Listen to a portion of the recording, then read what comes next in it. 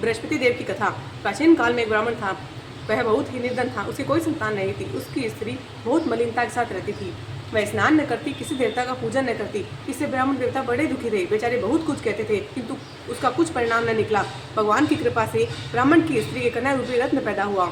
कन्या बड़ी होने पर प्रातः स्नान करके विष्णु भगवान का जाप व बृहस्पतिवार का व्रत करने लगी। अपने पूजन पाठ का समाप्त करके स्कूल जाती तो अपनी मुट्ठी में जौ भरकर ले जाती और पाठशाला के मार्ग में डालती जाती। तब ये जो स्वर्ण के हो जाते और लौटते समय उनको बीन कर घर को ले आती थी।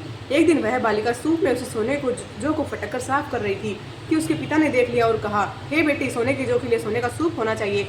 दूसरे दिन बृहस्पतिवार था। इस कन्या ने व्रत रखा और बृहस्पति देव से प्रार्थना करके कहा कि मैंने आपकी पूजा सच्चे मन से की हो तो मेरे लिए सोने का सूप दे दो। बृहस्पति देव ने उसकी प्रार्थना स्वीकार कर ली और रोजाना की तरह वह कन्या जौ फिराती हुई जाने लगी। जब लौटकर जो बीन रही थी तो बृहस्पति देव की कृपा से उसे सोने का सूप मिला। उसे वह घर ले आई और उसमें जौ साफ करने लगी, परंतु उसकी माँ का वही ढंग रहा। एक दिन की बात है कि वह कन्या सोने के सूप में जौ साफ कर रही थी। उस समय उस शहर का राजपुत्र वहां से होकर निकला। इस कन्या के रूप और कार्य को देखकर मोहित हो गया तथा अपने घर आकर भोजन तथा जल त्याग कर उदास होकर लेट गया। राजा को जब इस बात का पता लगा तो अपने प्रधानमंत्री के साथ उसके पास गए और बोले, हे बेटा, तुम्हें किस बात का कष्ट है? किसी ने अपमान किया है अथवा और सो कारण हो कहो। मैं वही कार्य करूंगा जिससे तुम्हें प्रसन्नता हो। अपने पिता की राजकुमार ने बातें सुनी तो वह बोला, मुझे आपकी कृपा से किसी भी बात का दुख नहीं है। किसी ने मेरा अपमान नहीं किया है, परंतु मैं उस लड़की से विवाह करना चाहता हूँ जो सोने के सूप में जो साफ कर रही थी। यह सुनकर राजा आश्चर्य में पड़ा और बोला, हे बेटा, इस तरह की कन्या का पता तुम ही लगाओ। मैं उसके साथ तेरा विवाह अवश्य ही करवा दूंगा। राजकुमार ने उस लड़की के घर का पता बतलाया। तब मंत्री उस लड़की के घर गए और ब्राह्मण देवता को सभी हाल बताया। इस तरह कन्या का पता तुम ही लगाओ। तब मंत्री उस लड़की के घर गए। ब्राह्मण देवता राजकुमार के साथ अपनी कन्या का विवाह करने के लिए तैयार हो गए तथा विधि विधान के अनुसार ब्राह्मण की कन्या का विवाह राजकुमार के साथ हो गया। कन्या के घर से जाते ही पहले की भांति उस ब्राह्मण देवता के घर में गरीबी का निवास हो गया। अब भोजन के लिए अन्न भी बड़ी मुश्किल से मिलता था। एक दिन दुखी होकर ब्राह्मण देवता अपनी पुत्री के पास गए।